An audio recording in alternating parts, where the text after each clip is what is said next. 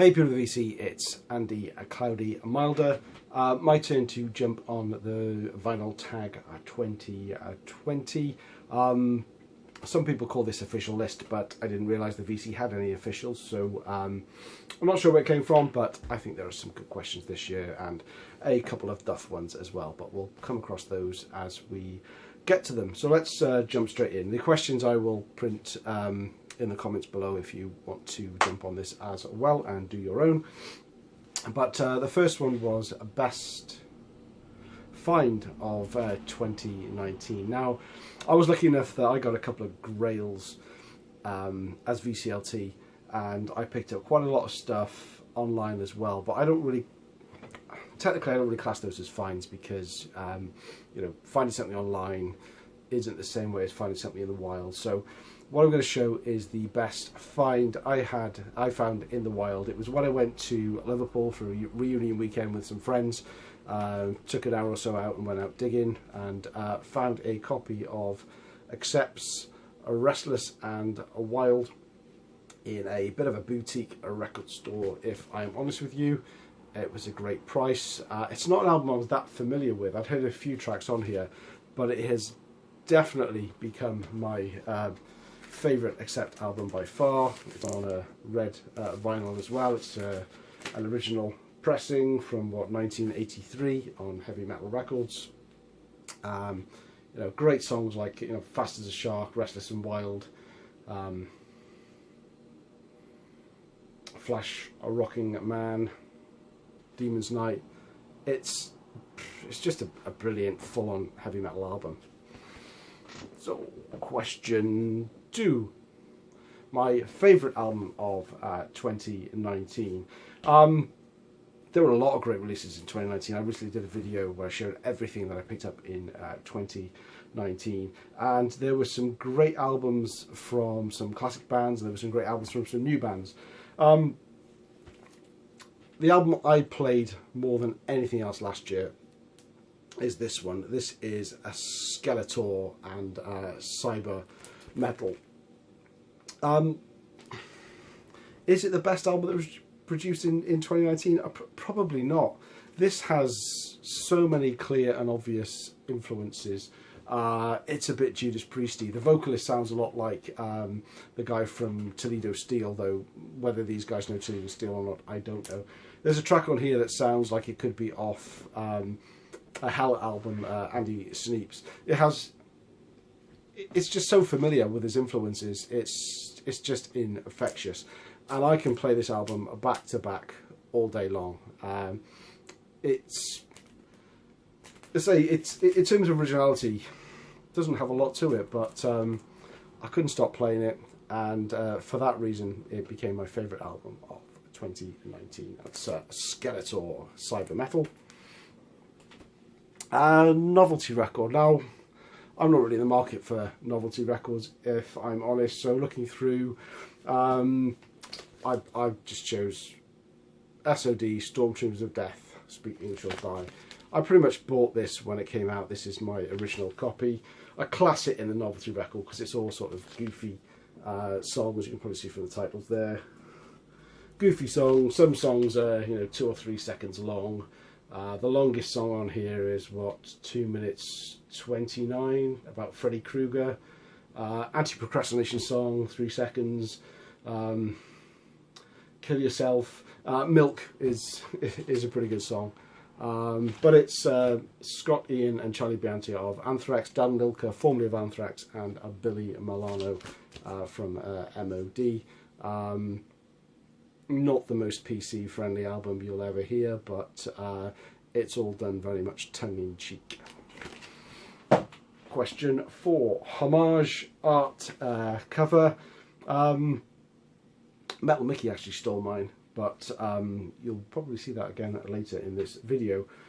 So I'm going to show you Witch Hazel's second album, Sojourn, and now this isn't a direct copy of the cover it is influenced by, but if you're familiar with the band Wishbone Ash and their album Argent, You can see it's got a very, very similar sort of medieval soldier on the cover. The colouring of the album is also very similar. Obviously there's Darth Vader on the Wishbone Ash album. I don't think there's a horse either, but this band has said they are, you know, highly influenced by Wishbone Ash.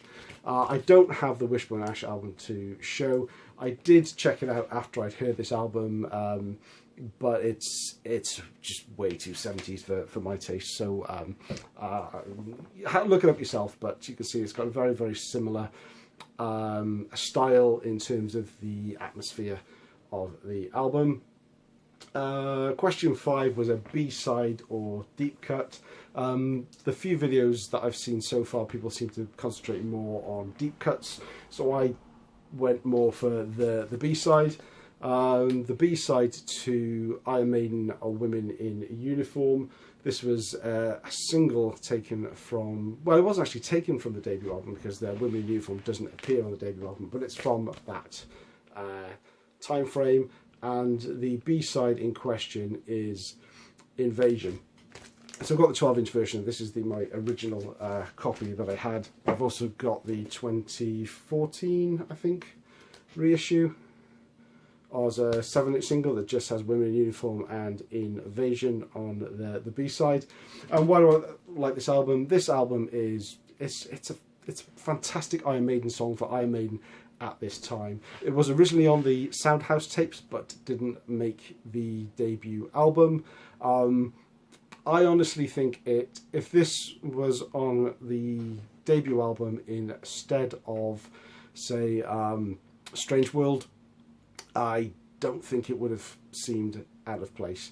And I like Strange World as a song. Maybe they just wanted to have something that's a different change of pace and they didn't want another frantic song like Invasion in it, but Invasion is my B-side of choice. Question 6, something funky. Well, I don't do funky music, to be honest with you. I have only recently started to get into some of the sort of the thrash funky metal, but it's still not something I would grab. I'm sure funky is supposed to mean something very sort of 70s, but in my collection, Living Colour Vivid is as close as you're going to get to funk, and I do not apologise for it. I remember when this came out, it was completely different. I mean, black guys playing heavy metal, who'd have thought? I saw these guys supporting Anthrax at the NEC in Birmingham, England, on Anthrax's State of Euphoria tour, and they were just full on high energy. They're fantastic. And then last year was actually the 30th anniversary of this album, and I saw them again on the tour, and they ripped through it, and they played a lot of really, you know, it wasn't a metal gig by any means. It was a rock gig stroke a funky funk gig as well, and it was thoroughly enjoyable. I loved it. They put on a fantastic show. So that's my something funky. Weird shelf buddies. I don't have any. To me, that's one of the pointless questions in this vinyl tag that people have come up with this year. I just don't have any. So I separate my records. The records on this side down here are all basically second-hand, late 70s, 80s, 90s. The things you see below me are all brand new records. They're all rock and metal. Up on a shelf up here, I have a small handful of records that aren't rock and metal, and over in the corner I've got some weird stuff that Greg the Egg has sent me in VCLT. And so my records are perfectly comfortable on the shelf. They like their flatmates. They don't have to put up with any weirdness. The old ones don't get confused by the new ones. The new ones don't get confused by the old ones, and everybody gets on just fine. So no weird shelf buddies in my collection, thank you very much. Number 8, I Was There, a band I've seen. I bet some of you know what's going to come up, because this is not only a band I've seen, but if I hadn't mentioned it before, I went to this gig. This is Anthrax, Kings Among Scotland. It was the show they did in Barrowlands in Scotland, and it was a tour that was commemorating the 30th anniversary of Among the Living, where they played the album in entirety, not quite in order. Apparently they started off playing in order, but it didn't really work, so they chopped it up a bit. So this is what, a 5-sided vinyl release. They released it as a box set. It is probably the most disappointing box set in history, as it just literally came with 3 records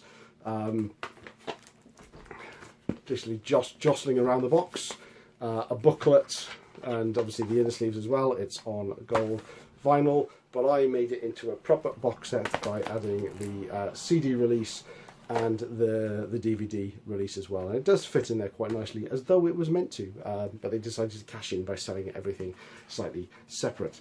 Now the DVD, I still haven't watched that yet. I still have such vivid memories of the show. I kind of don't want to spoil it by watching the DVD and seeing the show through somebody else's eyes, so I've still got that joy to come. It's been, it's the 3rd year now, coming up to the 3rd anniversary of when the show took place, and yeah, the memories are still so good that I don't want to spoil it by watching the DVD. Question 9. I wish I had an OG copy but have a repress. I did a video on this a while back about owning an irrational issue with vinyl reissues, I think I called it. If I remember, I'll put a link up there. I pretty much don't own any represses of things I want an OG of. I will hold out for the OG if I can, and if I get the repress, not having the OG, I can't sleep. It eats me up. I did it with Judas Priest when I succumbed and bought Turbo 30, but honestly, it ate me up inside. It felt like I had an ulcer in my gut. Luckily, a few weeks later, I did find an OG and I could sleep again, but I ain't doing that again, I can tell you. The only 80s release I have as a reissue that I don't have as an OG is Deliverance, but this was kindly given to me by Scott Waters as a VCLT. It wasn't an album I was familiar with before. It is a great album, no question about it, but I am finding I'm able to live with myself by not having the OG at the moment, which is incredibly hard to come by, but I can just about live with that at the moment. But a lot of OGs now, certainly as the 80s are becoming 40 years old all this year, are harder to come by and more expensive to come by, but I am still content with having a CD and biding my time rather than buying a vinyl reissue. This is going to take ages, I'm sorry. Question 10. A discography you own, all major releases of an artist or an artist you own the most of. I've got a load of those. Iron Maiden, the Ramones, Anthrax, Gamma Ray, and from a non-heavy metal side, The Wedding Present and Manic Street Preachers. I pretty much own all their studio albums, vinyl and CD in most cases, bootlegs, singles, 12 inches, the lot. So those are the 6 bands that I will grab anything. I've even tried to stay away from the rabbit hole that is Iron Maiden bootlegs, but I succumbed last week, which we'll see in a video very soon, I think. Number 11, a unique centre label. Didn't really understand what this meant. Centre labels aren't really unique, I guess. I mean, maybe it meant per release, I don't know. Certainly just about every single new release that comes out these days has a unique centre label, so I don't think it's particularly special. So I went for something that was probably truly unique in that the... so this is another Iron Maiden. You'll see quite a bit of Iron Maiden here. This is the 12-inch single of Running Free with Sanctuary and Mirrors in the Room Morgue that was released with to accompany Live After Death. What's unique is the centre label is, well, off-centre. You can see where the hole should be and where the label centre is, so you kind of always have to, if I ever play this, which I don't do that often to be honest with you, you have to catch it before it gets to the run out, or it'll just across the paper. But yeah, that's kind of unique in that it's the only one like that I have in my collection. Number 12, Preband, album or band that featured someone who went on to be famous. Showed this in my recent Life Begins at 40 video. This is Samson and Head On. Look at that thunderstick. Iconic cover. This is from 1980. Samson, early new wave of British heavy metal pioneers. The band is obviously led by Paul Sampson, but they had a guy on vocals. Ooh, sorry, using my phone, so getting used to it. Mr. Bruce Dickinson, who went on obviously to become the frontman of Iron Maiden and Fly Planes and all that sort of good stuff. Question 13. Musical, book or movie you recommend? Now, this is a 2-in-1. So, and again, this is somebody I've mentioned before, but honestly, I think more people should pick up on this. There's a band out of Iraq that are now based in the US called Akrasakauda. Akrasakauda being Latin for black scorpion. I think a scorpion that is quite common in Iraq. Heavy Metal in Baghdad is a book that kind of documents the history of Akrasakauda and how they went from not having any access to pretty much any access to legitimate music at all. Everything was like dub tapes and things in Iraq, through to being ostracized for being fans of heavy metal by the religious community in Iraq, all the way through to eventually them having to leave Iraq and getting refugee status in the US. It is an absolutely fantastic read. They since went on and got a record contract in America, and there's like great pictures in the book where this guy he meets James Hetfield and gets presented with his guitar. They went on to have an EP produced by Alex Skolnick of Testament. There's also a DVD documentary. So the guys that wrote the book also produced the documentary, and obviously went on and got the CD as well that they ultimately produced. And these two really come together as a package. The book covers the kind of the early years, and about halfway through, it starts documenting about how the film crew come in and start documenting it. At that point, it's great to stop reading and watch the movie. And there's a lot of stuff that goes on in the movie documentary. A lot of feelings and angst that comes out that they, in the second half of the book, they kind of talk about how they maybe feel a little bit different now, and they look on things in a slightly different way. But these two together make an absolutely great book movie package if you haven't already. And then once you've seen it all, listen to Akrasakauda, Only the Dead Can See the End of the War. It's a brilliant package altogether. Spent a lot of time on that one. Number 14, underrated album. Again, I think a bit of a naff question. Someone's underrated album is somebody's overrated album. But for me, an album that doesn't get enough love, certainly amongst Iron Maiden fans, is a matter of a life and death. I absolutely love this album. This album got me really back listening to metal again after a bit of a hiatus. This is the 2017 reissue. Great songs on here. Lord of Light. Oh, sorry, The Longest Day is probably like the deepest cut as well. I could use that for a deep cut. But Different World, Brighten the Thousand Suns, These Colours Don't Run, For the Greater Good of God. Honestly, if you haven't got into modern Iron Maiden, you should, because you're missing a treat. It's not all about the 80s. It's almost a different band, and honestly just as good. Different but good. Check out A Matter of Life and Death. Batting average, an artist or band who consistently makes good albums. Easy one for me. Let me just grab a stack. Ram. Quick. Ramrod. Civilism. Death. Probably my favourite. Lightbringer. Forced Entry. Sudden Impact EP, and the split they did with Portrait. Every single one of these Ram albums is you could dive into Ram in any of these and get addicted to Ram the way I have. Absolutely solid. I know when the album's going to come out, it's going to be my top 1 or 2 of the year, no questions about that. And it was the same last year. Number 16, same album, different cover. I don't think I have an album that is exactly the same pressing with a different cover, but I've got a couple of examples I thought I'd show here. First up is Trust, a French band with Repression, which most people know of this band because Anthrax covered Antisocial.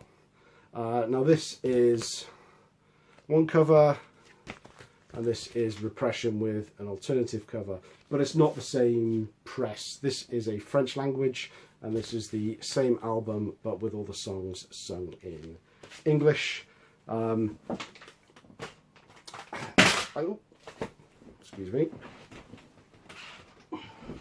This example on CD, because I do not limit my listening to vinyl alone, or I miss out on so much great music. We have the original Iron Maiden self-titled cover, and then the 1998 reissue version, which personally I don't like. It's a remastered version of the same album, but they decided to change the cover up somewhat. And I'm glad they went back to the original one when they did the vinyl reissues. And lastly, how about the same cover on 2 different records, really? Some more Anthrax. This is the Antisocial, we just talked about that with Trust. 12-inch single with Parasites and Les Sex on the back, and then they use exactly the same cover for Penificass. Nice fucking EP. And but this one has those same tracks, but 3 others as well. Now It's Dark, Friggin' in the Rigging, and Pipeline added to that one as well. So effectively 2 different records, some of the same songs, but the same cover. Question 17, an album you bought cheap that's now worth money. I didn't really want to spend time looking through. I don't buy albums for investments. I like to make sure I've got a good deal, but I'll show you one that I was most surprised about, really, rather than perhaps the most valuable record in my collection. This is Ramones' Adios Amigos, their last studio album. This is a repressing from the original album was 1993. This is a Let Them Eat vinyl, a 2013 reissue. I picked this up for £13 off Amazon a few years ago. While I was looking at Discogs now, I was surprised to see that this one can go, this can average around £50 on Discogs, and that's averaging. So this hardly been played, near mint condition, £60 plus. I mean, that's quite a bit of inflation on a reissue nonetheless. The original of this is £70 plus, so I will be looking after this one. Put it down there nice and carefully. Question 18, favourite drummer. Quite frankly, who cares? Music for me is the sum of the parts. If I listen to a song that is great, but the drummer lets it down, it feels like a poor song to me. And if the drumming is top notch, but the rest of the song is poor, it also seems like a poor song. So I don't really care who's drumming on it. So my favourite drummer is Animal from the Muppets. Question 19, turning 20, an album turning 20 in 2020. Well, from a heavy metal perspective, I'll go with Brave New World from Iron Maiden. Lots of Iron Maiden in this video, but then one of my favourite bands, so hardly surprising. This is a 2015 reissue. The 2000 on vinyl, probably incredibly expensive and hard to come by. I'm, in this case, because it's not an 80s album, very happy just to have the reissue. But I wasn't listening to heavy metal in the 80s. I was listening to more alternative rock, indie rock at the time. So an album that I own from 2000 that I was really into at the time would be a band like the White Stripes and Distill. yeah, White Stripes were absolutely loved them at the time. I had most of their, I think I probably got most of their albums. Kind of went off them probably more to the mid 2000s when I got back more into metal, but this is a great album. I really, really enjoy things like this. You're going to see more this year on my channel. I've recently gone through and catalogued all my alternative rock, indie rock CDs, and I would like to catalogue them and show them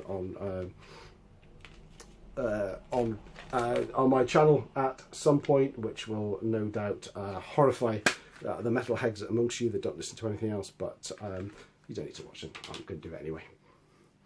And finally, number 20, a trilogy of albums, 3 solid albums back to back from the same artist. Now this was probably easy to pick anything, but then there was like a sub question, says should be a connecting thread, which I thought was, I don't know, didn't really explain itself.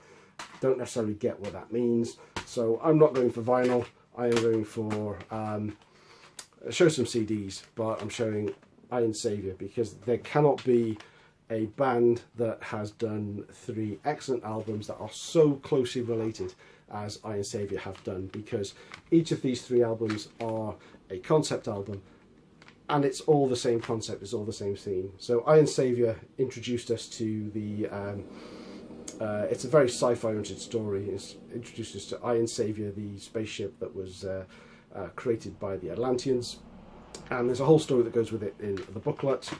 They continue that story on with their second album, Unification. So Iron Saviour came out in 1907, this was in 1999, Unification, and again they continued on with Dark Assault, and they carried on as well. Every album that they write is pretty much about the story of Iron Saviour and the whole culture and the war and everything that ensued around it. These 3 albums all feature Kai Hansen. He was with Iron Saviour for at least 4 or 5 albums, but then he left, but they have carried on and produced absolutely quality albums ever since then. Oh my word, 27 minutes. That's my vinyl tag for 2020. Hope you enjoyed that, and I look forward to seeing some of yours as well. Thank you for watching.